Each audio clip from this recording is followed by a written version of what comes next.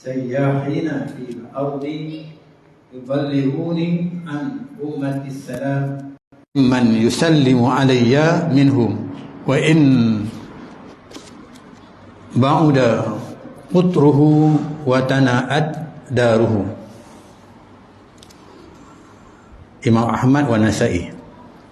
Maksud hadis ini, saya ulang balik sikit sebelum kita sambung kepada perbincangan tentang selawat Nabi, iaitu hadisnya berbunyi dari Abdullah bin Mas'ud radhiyallahu anhu, dari Nabi SAW sabdanya, sesungguhnya ada bagi Allah beberapa malaikat yang berjalan di merata-rata bumi untuk menyampaikan salam kepadaku dari siapa di antara umatku yang memberi salam kepadaku, sekalipun jauh negeri orang itu dan tempat tinggalnya.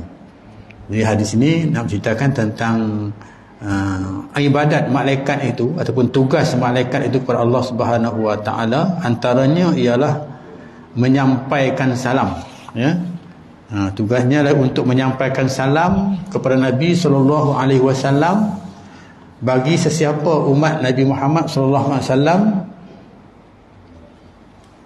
mensalam, sampai mengucapkan salam kepada Nabi sallallahu alaihi wasallam, iaitu dengan, kita katakan, dengan selawat lah. Kalau siapa yang selawat kepada Nabi, maka orang yang selawat itu akan diberitahu oleh Allah Subhanahu, diberitahu oleh malaikat kepada Nabi Muhammad sallallahu alaihi wasallam, walaupun duduk dalam keadaan tempat yang jauh. Baik. Jadi di sini kita maksud selawat kepada Nabi, salam itu selawat kepada Nabi sallallahu alaihi wasallam ni, dia merupakan sebagai satu ibadat. Satu ibadat yang sangat dituntut oleh Islam lah kepada setiap manusia, setiap umat Nabi Muhammad sallallahu alaihi wasallam, satu ibadat.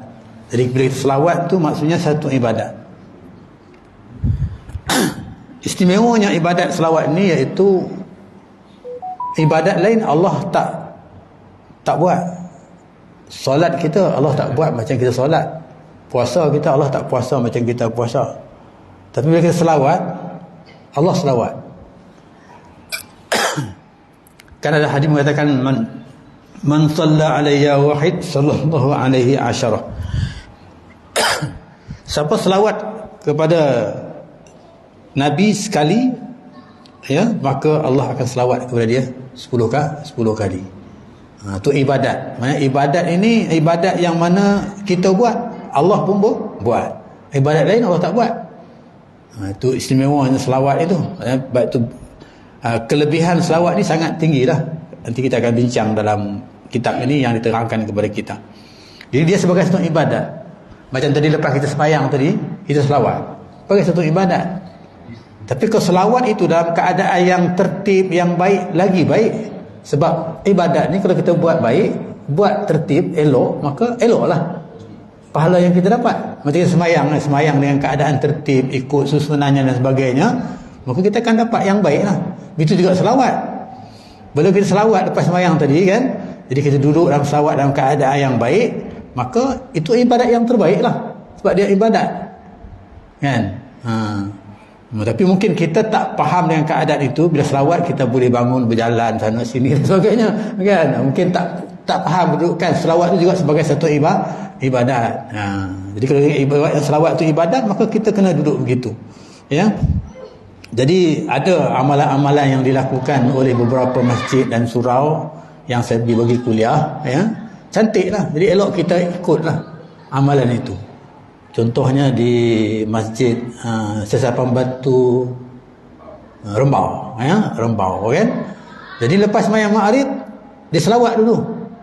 Lepas doa dia selawat, sebelum dia bangun dan bersalam dia selawat, dan duduk tak bangun, duduk selawat. Kan? Duduk selawat sampai habis, selesai selawat dah. Lepas tu baru bangun untuk kita solat. Kita katakan solat sunat lah, sunat Maghrib kita katakan. Kan? Itu satu adab yang baik lah, yang patut kita ikut kan. Kemudian ada juga surau, dan lepas itu, ya, ada juga surau masjid bila lepas sembahyang Isyak, ya, sembahyang isyak kita katakan, ya, sembahyang maghrib ada yang tak ni kan, sembahyang isyak lah biasanya.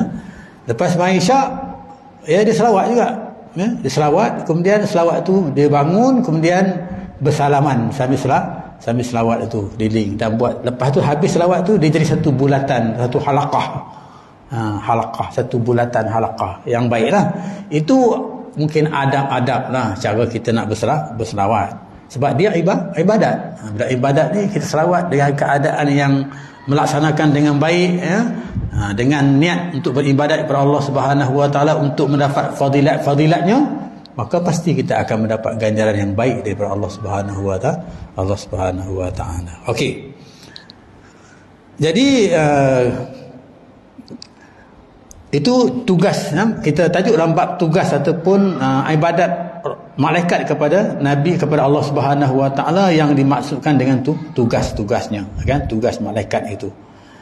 Baik, kita pergi kepada istilah berselawat kepada Nabi SAW. Makna berselawat itu, nak terangkan di sini dalam kitab ni ada dihuraikan tentang makna selawat, ya. Sebab kita kata, kita dah menceritakan bahawa orang yang tak selawat ini, ya, ataupun yang menyebut nama Nabi kemudian dia tak selawat kepada Nabi SAW, dia digolongkan dalam golongan orang yang bakhil, ya, orang yang bakhil. Jadi golongan orang yang bakhil ni ada termasuk dalam satu daripadanya, termasuk satu daripada 4 golongan orang yang tak rasa seronok hidup. Dia tak rasa bahagia hidup, ya, satu daripada 4, ya, golongan orang yang dia rasa tak bahagia hidup dia, ya, tak mau nak seronok hidup dia, kan, tak rasa tenang dan sebagainya. Apa dia? Iaitu orang yang tak mau selawat, ya, kepada Nabi SAW, ataupun dia tak teringin lah, ataupun dia tak, dia sebut nama Nabi tu maksudnya dia tak selawat, kan. Istilahnya dikatakan bakhil di sini. Baik, kita pergi makna selawat. Makna selawat pada Nabi SAW ialah berdoa. Itu berdoa. Makna selawat tu berdoa, ya. Doa tu ada adab ni, kita berdoa, ya. Ada adab. Berdoa yang baik tu ada adab, ada caranya dan sebagainya. Memohon supaya Allah Ta'ala melimpahkan rahmat, melimpahkan rahmat kepada Nabi Muhammad SAW, dan menambahkan kemuliaan. Memang Nabi tu dah ada rahmat dah, dan menambahkan kemuliaan, kehormatan dan kepujian kepada penghulu kita, itu kepada ketua kita, kepada Nabi kita, kepada Rasul kita, ya, yang mana dialah yang membimbing kita, kan. Kalau kita katakan Nabi ni lebih melimpahkan rahmat, Allah dah bagi rahmat kepada Nabi. Dalam Al-Quran dia kata, wa ma arsalnaka illa rahmatan lil alamin, tidak kami utuskan engkau wahai Muhammad melainkan memberi rahmat ke seluruh alam. Jadi Muhammad itu dah bagi rahmat kepada kita, ya. Tapi kita doakan dia sebab dia bagi rahmat kepada kita, kita mendoakan balik kepada dia supaya Allah limpahkan lagi rahmat itu kepada dia. Bila Allah limpahkan lagi rahmat itu kepada dia, kita pun dapat tempiasnya. Orang kata gitu lah, ya. Bila nikmat dia dapat, kita akan dapat tempiasnya. Tempias itu kita akan dapat. Macam kita tahu, dia kaya, dia dapat nikmat kekayaan, dan kekayaan itu kalau kita suka dengan kekayaannya itu, maka mungkin kekayaan itu akan tempias kepada kita. Kalau kita berjiran dengan dia, kita akan dapat kesenangan seperti mana dia senang, walaupun tak senang seperti mana dia, tapi sedikit daripada yang dia senang tu kita akan dapat, ya. Begitu juga di sini, maksudnya kita mendoakan kepada Nabi kita supaya dia limpahkan rahmat, bagi tambahkan rahmat dia, tambahkan kemuliaan dia, kehormatan dia, iaitu kehormatan, kemuliaan dia, kehormatan itu, dengan kehormatan dan kemuliaannya itu kita akan dapat tinggi ilmu kita, tinggi kemuliaan daripada itu, maka dengan itu kita dapat, mendapat, kita katakan mendapat, kita dapat, kita menyanjungilah orang yang memberi nikmat itu kepada kita sebagai penghulu kita, ataupun sebagai Nabi kita, sebagai Rasul kita. Itu yang dikatakan maksud selawat tadi itu. Jadi kita nak bagi satu pengiktirafan kepada orang yang bagi nikmat kepada kita, rahmat kepada kita, rahmat seluruh alam, ya, termasuklah manusia, khususnya kita lah orang-orang yang beriman, Sedangkan orang yang tak beriman pun mendapat rahmat daripadanya.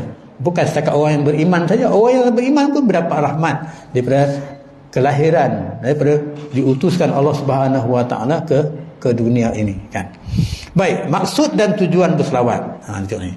Maksud dan tujuan selawat kepada Nabi Muhammad sallallahu alaihi wasallam, dia kata ialah satu, ya, ada beberapa perkara. Kalau disenaraikan sini ada 4 perkara. Satu daripadanya, ya, dia katakan mematuhi perintah Allah Subhanahu Wa Taala.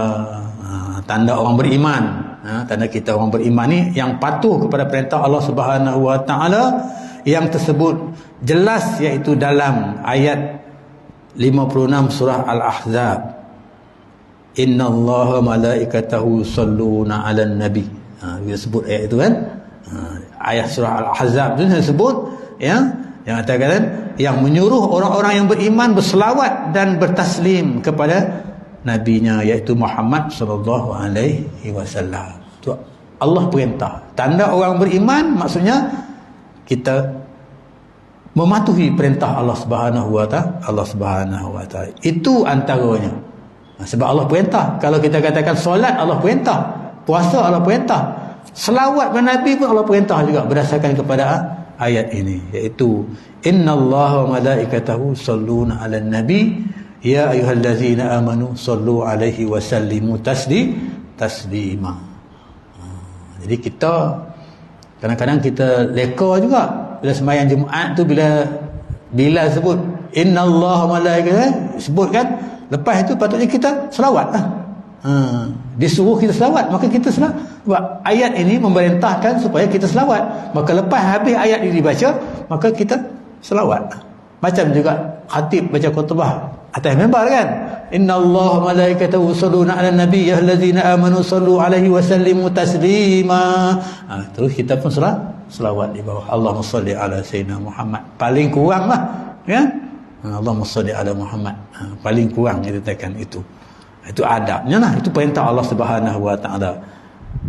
Maksud kenapa ataupun tujuannya kita berselawat itu, ya. Tadi makna selawat itu ialah kita nak ucapkan terima kasih, ya, nak ucapkan pujian kepada orang yang memberi rahmat kepada kita. Paling tidak terima kasih lah, begitu, kan. Yang kedua, dia kata menunaikan maksud yang terkandung pada sepotong dari ayat 77 surah, ya, surah Al-Qasas, yang memerintah kita melakukan kebaikan dan kemurahan sebagai menghargai dan mensyukuri nikmat ihsan, pengertiannya kepada kita. Maksudnya supaya kita ni memerintah kita melakukan kebaikan dan kemurahan sebagai menghargai dan mensyukuri nikmat-nikmat ihsan, pengertiannya, maksudnya pengurniaannya, ya, pengurniaannya kepada kita, ya, ihsan kita tu kena atas pengurniaan Allah Subhanahu Wa Taala kepada kita. Dan sememangnya, dia kata, sememang maklum bahawa sebahagian yang terbesar daripadanya ialah nikmat ihsannya, nikmat ihsan Allah Subhanahu Wa Taala mengurniakan kita seorang rasul yang teragung, iaitu Nabi Muhammad sallallahu alaihi wasallam. Itu yang kedua. Maksudnya kita mensyukuri nikmat yang Allah bagi. Syukur banyak-banyak kepada Allah Subhanahu Wa Taala dengan Allah Subhanahu Wa Taala bagi turunnya Muhammad itu, baginya Muhammad itu kepada kita, kan. Ayat 77 dia kata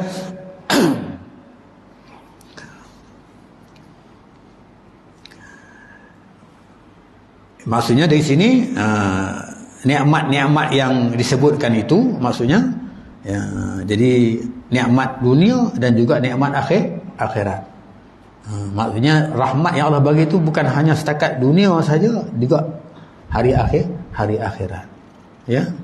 Betul Al-Quran itu wabtaghi fima atakallahu daral akhirah wa la tansa nasibaka minad dunya wa ahsin kama ahsanallahu ilaik.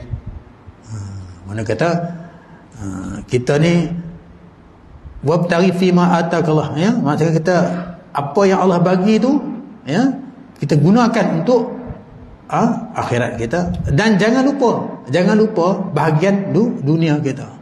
Jangan lupa bahagian dunia kita. Wala tansa nasibaka, jangan lupa bahagian dunia kita. Bahagian dunia kita apa dia? Ibadat kepada Allah Subhanahu wa taala. Nikmat-nikmat dunia tu kita jangan lupa. Nikmat tu nikmat nak cari rezeki dan sebagainya, itu nikmat dunia. Jangan lupa. Bukan Nabi suruh semayang saja, suruh ibadat saja tanpa mencari nikmat-nikmat keperluan untuk hidup dunia. Sebab keperluan untuk hidup dunia itulah akan mencapai nikmat di hari akhirat, kan.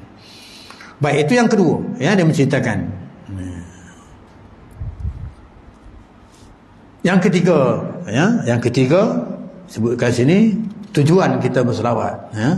Tujuan kita berselawat yang ketiga iaitu mengenang budi dan jasa baik Nabi kita Muhammad sallallahu alaihi wasallam. Kita mengenang budi dia, jasa dia, ya, kepada kita,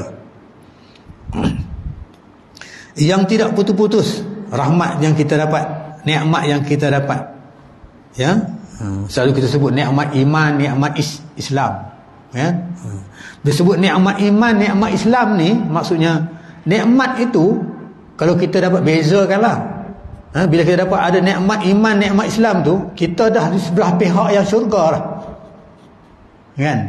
Dah pihak dah, kita dah, Allah dah letak di pihak syurga.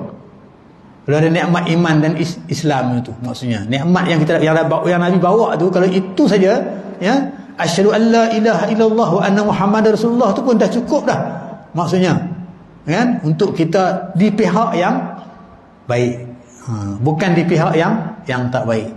Maksudnya kita kata syurga, neraka, kita nak pilih yang mana? Tentu kita akan pilih syurga, tapi nak pilih syurga bukan senang nak pilih syurga, kan. Nak pergi tempat yang baik bukan senang, tempat yang buruk mudah kita pergi, kan.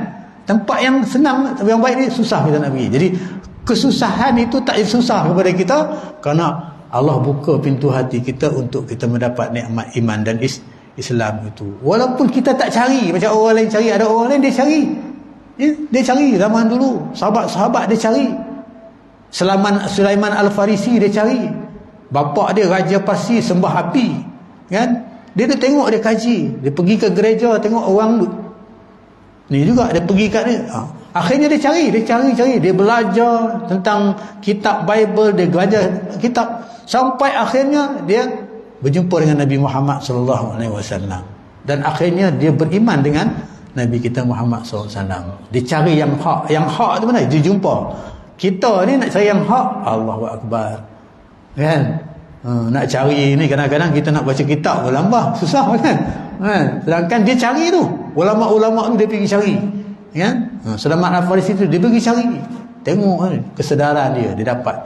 Maka sebab tu bila dapat yang berharga nikmat tu, dia sangat, orang kata, sayang. Benda yang susah dapat memang kita sayang, tapi kadang-kadang benda yang kita senang dapat ni kita tak sayang. Kita lahir-lahir dah Islam lah, dah iman lah kita, kan. Kita tak rasa susah sangat, benda yang tak rasa susah, kan. Jadi itu keadaan dia yang kita dapat. Jadi ini mengenang budi. Yang ketiga iaitu mengenang budi, jasa baik Nabi Muhammad sallallahu alaihi wasallam. Sekalipun, maksudnya yang tidak putus-putus sekalipun baginda sallallahu alaihi wasallam telah meninggal dunia. Dia tinggal dunia ni, dia dah meninggal dah dunia, kita katakan dia dah wafat dah dan berada di alam barzakh dah sekalipun, ya, tapi, ya, dia masih lagi ada khidmat untuk kita. Ada benda yang ditinggalkan kepada kita untuk menjadi benda kita ni kita akan selamat. Dalam hadis yang lain disebut, ya, dalam terjemahan dia, maksudnya dia kata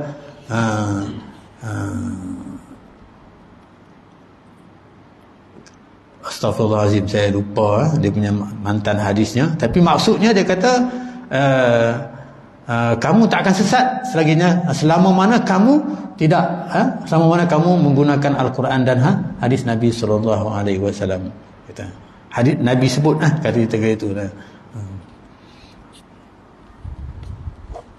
Astaghfirullahaladzim, insyaAllah saya ingatkan saya sebutkan mantan hadis itu, tapi maksudnya begitu, maknanya kamu tidak akan sesat selama-lamanya selagi mana kamu menggunakan Al-Quran dan hadis Nabi sallallahu alaihi wasallam, kan. Itu kebaikan Nabi kita, walaupun dia dah tak ada, Dia dah pergi alam barzah, ya. Tapi dia sebab apa? Sebab hadis ini misalnya yang maksud yang diriwayatkan oleh Al-Bazzar yang berarti hidupku adalah kebaikan kepada kamu dan wafatku adalah kebaikan juga kepada kamu. Itu yang diriwayatkan, maksud yang diriwayatkan oleh Ibnu Mas'ud, ya. Kerana segala amal kamu sentiasa dibentangkan padaku, maka apa sahaja amal yang aku dapati baik, aku ucapkan alhamdulillah, dan apa sahaja amal yang amal kamu yang aku dapati jahat, aku mohon keampunan untuk Allah Subhanahu wa taala. Keampunan Allah untuk kamu. Itu Nabi kita Muhammad SAW. Dia jaga kita daripada kita dunia sampailah kepada kita mati. Jadi maksud hadis ni, ya, yang diriwayatkan oleh Ibnu Mas'ud ni, maksudnya Nabi itu maksudnya amal yang kita lakukan itu, kalau amal kebaikan maka dia ucap alhamdulillah. Tapi kalau amal kejahatan yang kita lakukan, maka Nabi akan berusaha untuk mengampunkan, minta Allah ampunkan dosa kita. Itu antaranya. Maknanya orang yang sangat berjasa kepada kita, orang yang sangat pentinglah kepada kita untuk nak menyelamatkan azab kita di hari akhirat. Mungkin kita kata neraka, syurga kita dah boleh masuk dah, ya, sebab man qala la ilaha illallah dakhala jannah. Siapa kata la ilaha illallah, dia dah masuk syurga dah, dia dah ada di bahagian sana dah. Tapi nak pergi ke tempat itu, nak kata tunggulah nak masuk syurga, tapi nak masuk itu adalah halangan-halangan dia, ya, halangan-halangan dia yang menyebabkan dia susah nak masuk. Tapi akhirnya dia dah menuju ke sana. Man qala la ilaha dakhala jannah. Kita dah ada, itu aset yang paling berharga lah kepada kita, yang diletakkan oleh Nabi kita Muhammad SAW dengan rahmat iman dan Islam yang kita dapat hari ini. Baik, itu yang ketiga, ya, yang ketiga. Maksudnya Nabi Muhammad ni merupakan orang yang sangat berjasa kepada kita, ya. Jadi kalau sangat berjasa tu, kita katakan nak balas jasa dia tu hanya dengan ucapan. Kalau kita pun kita kata terima kasih. Kadang-kadang kita rasa banyak dia buat kebaikan, terima kasih. Kita ucap terima kasih tu banyak kan? Kadang rasa apa yang dia bagi kepada kita tu, kita dengan hanya ucapan terima kasih sekali tu tak cukup. Kita terima kasih kan. Dengan begitu keadaannya, apatah lagi Nabi kita Muhammad sallallahu alaihi wasallam. Baik. Yang keempatlah hadis ini dalam kitab ini, mengamalkan kehendak hadis-hadis yang maksudnya seperti berikut. Itu kehendak hadis seperti berikut. Yang satu dia kata, satu dan dua, ya. Ini kata ba dan sa. Jadi hadis ini hadis Ibnu Umar radhiyallahu anhuma yang diriwayatkan oleh Imam Ahmad, Abu Daud juga An-Nasa'i, dan hadis Jabir radhiyallahu anhu yang diriwayatkan oleh At-Tirmizi dan Abu Daud yang menyatakan bahawa sesiapa yang menerima budi orang, ni kita nak gambarkan, ya, bagaimana pentingnya, ya, Nabi kita Muhammad. Sesiapa yang menerima budi orang, sama ada yang berupa harta benda, ya, ilmu pengetahuan atau perkara lain, maka orang yang menerima budi itu disuruh membalasnya dengan sebarang yang ada padanya. Maksudnya kita kena balas budi orang tu, kan? Apa yang ada kepada kita berdasarkan kepada kemampuan kita yang ada, kan?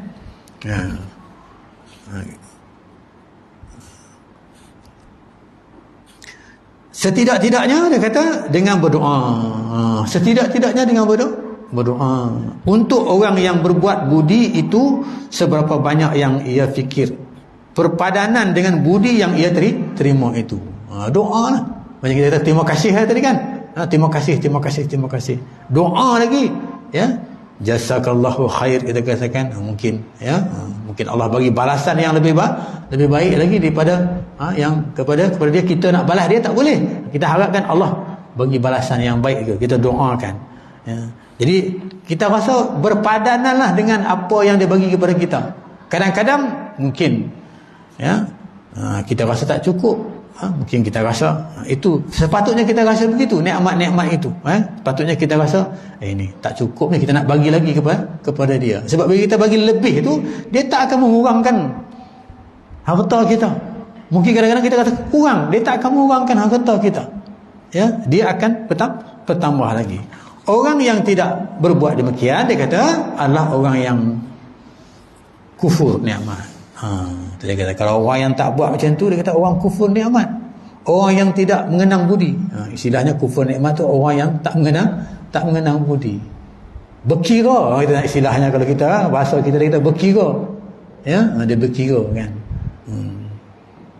Itu dalam bab ini adalah bab, kalau kita hari ini kita bab pekerja dengan majikan. Ada istilahnya pekerja dengan majikan dan sebagainya, upah dan sebagainya. Inilah yang dimaksudkan di sini. Maksudnya, ya, kalau orang tu buat sesuatu yang baik kepada kita, jadi bagaimana kita nak buat? Itu nak dibandingkan. Jadi maksudnya yang Nabi Muhammad tu buat, tak dapat kita nak gambarkanlah baiknya.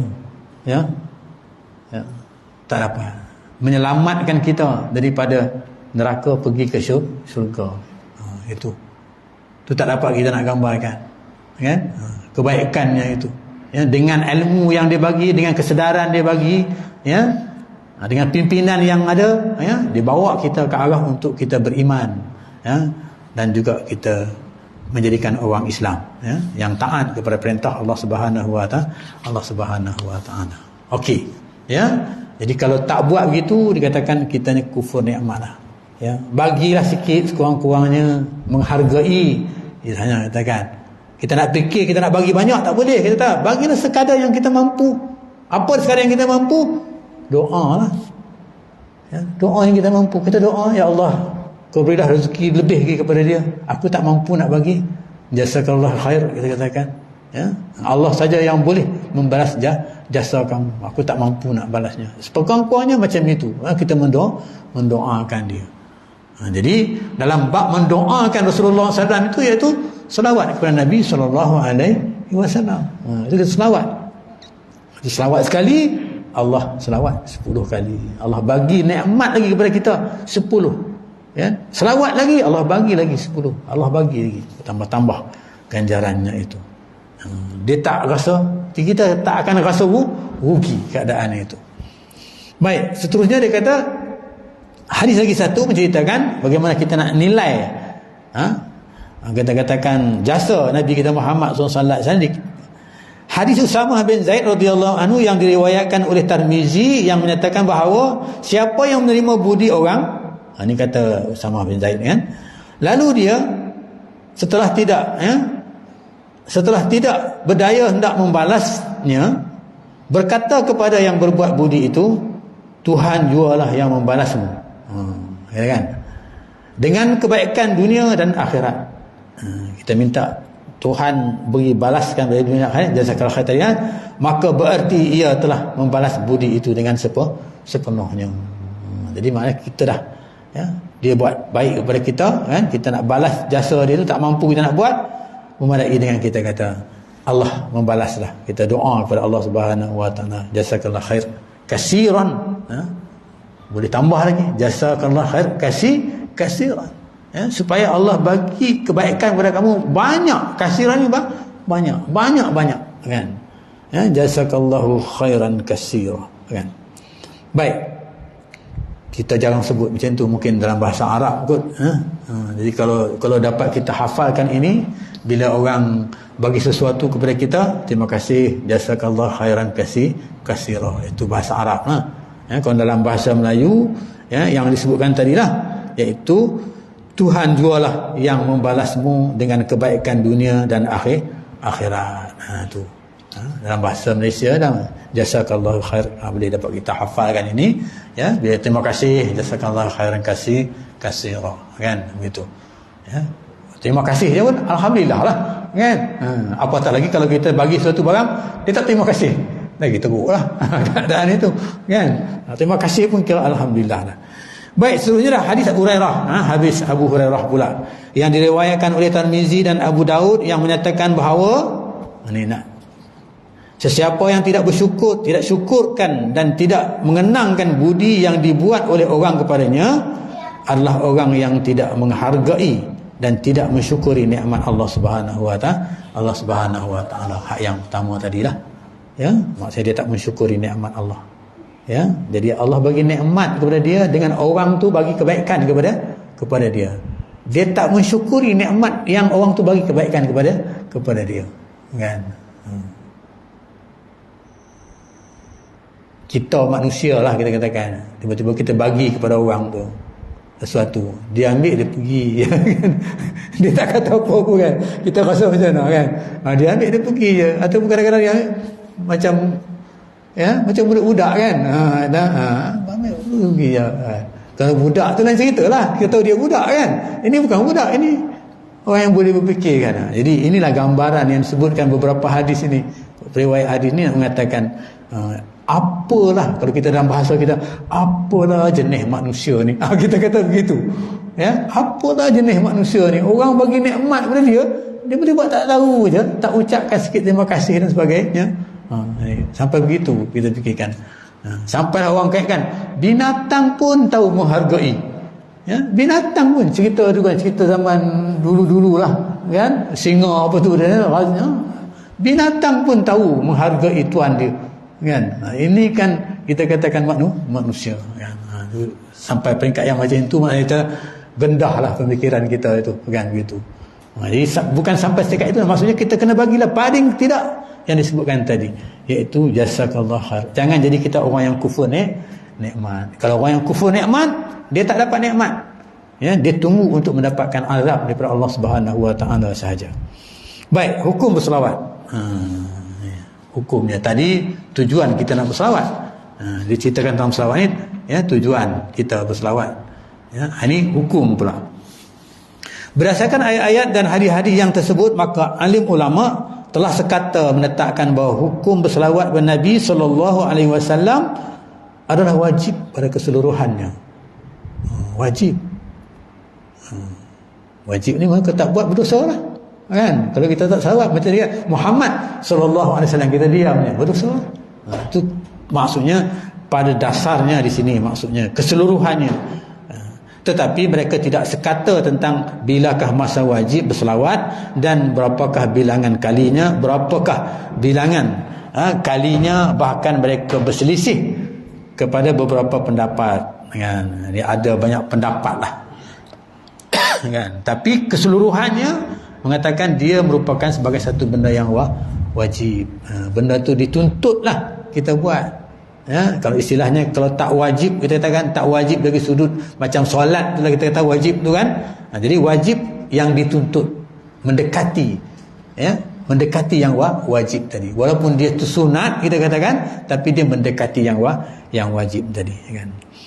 Dalam hal ini banyaklah perselisihan faham yang berkaitan dengan, ada ulama-ulama kita katakan berselisih pendapat. Ada pendapat yang masing-masing lah, pendapat yang mengatakan berapakah bilangan kalinya dan sebagainya kan. Kalau bilangan kalinya ini berdasarkan hadis Nabi tadi itu, kita baca man shalla alayya wahid sallallahu alaihi asyara. Kalau kita buka kitab Sirus Salikin, ya, kita akan jumpa hadis siapa selawat sekali Allah selawat 10 kali, siapa selawat 10 kali Allah selawat 100 kali, siapa selawat 100 kali Allah selawat 1000 kali, siapa selawat 1000 kali maka terhindar dia daripada api neraka. Itu dalam Sir As-Salikin menceritakan tentang bilangan-bilangan selawat itu kan. Jadi ada sahabat tanya, ya Rasulullah, berapa, macam mana aku nak selawat kepada kamu ni? Selawatnya aku nak selawat berapa kali? Ataupun berapa masa aku nak gunakan? Adakah kalau 24 jam tu 1/3-nya, setengahnya dan sebagainya kan? Nabi kata terpulang kepada kamu. Jadi aku ambil setengahnya daripadanya.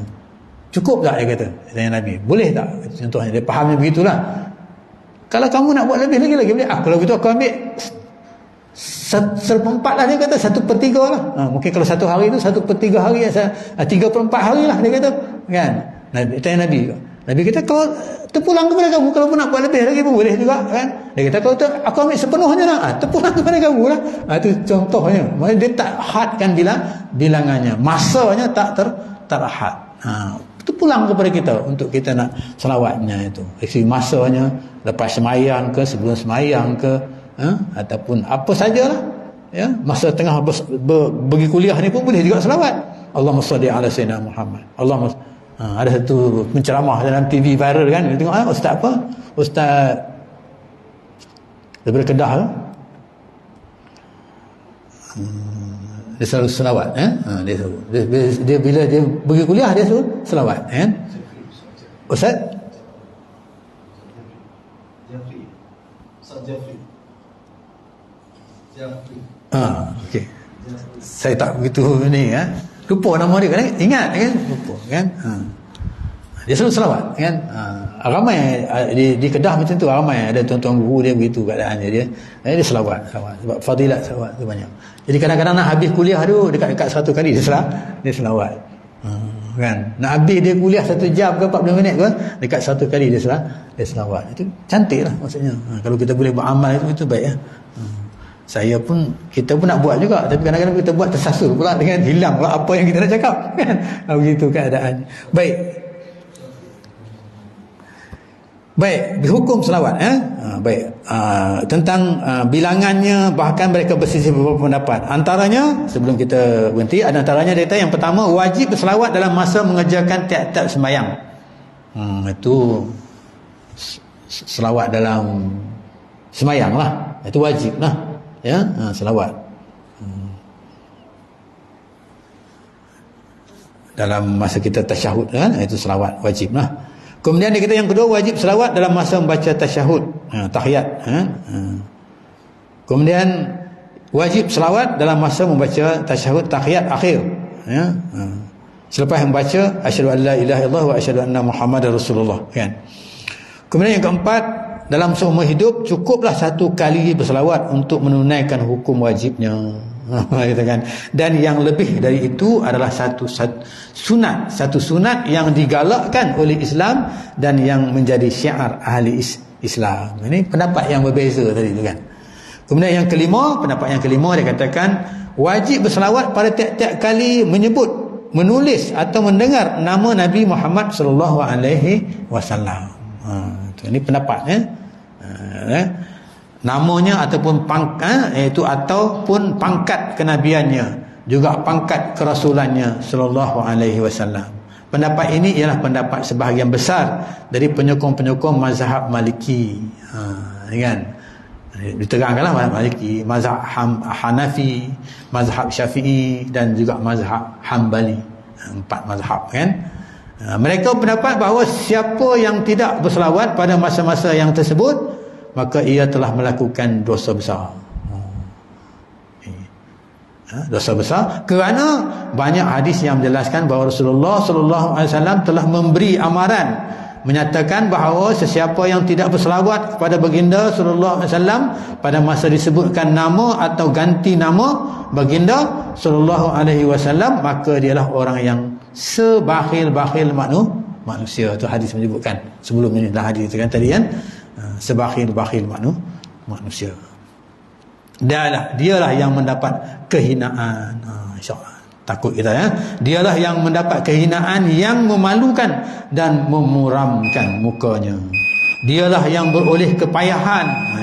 Dia rasa tak bahagia, kepayahan dan kesusahan. Dialah yang jauh dari rahmat Allah, dan dialah yang akan masuk ke dalam neraka sekiranya tidak diampunkan dosanya ya, meninggalkan berselawat itu. Sampai begitu penjelasan yang dibuat kan. Sebagaimana yang disebut dalam hadis Abu Zar Al-Ghaffari yang diriwayatkan oleh Abu Qasim, oleh Ibnu Abu Asim, hadis Abu Hurairah radhiyallahu anhu, Tirmizi dan Al-Hakim, riwayat At-Tabrani dan Bukhari pada Adab Al-Mufarrad, hadis Abu Hurairah riwayat Ibnu Hibban dan Al-Bukhari pada Adab Al-Mufarrid, dan hadis Abdullah bin Jaz riwayat Ad-Dailami kan.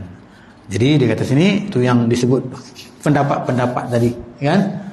Ya. Jadi beratlah maksudnya. Dia ada sampai kepada peringkat yang dikatakan di sini 5 pendapat yang menuju kepada ke arah yang wajib, yang dituntut maksudnya.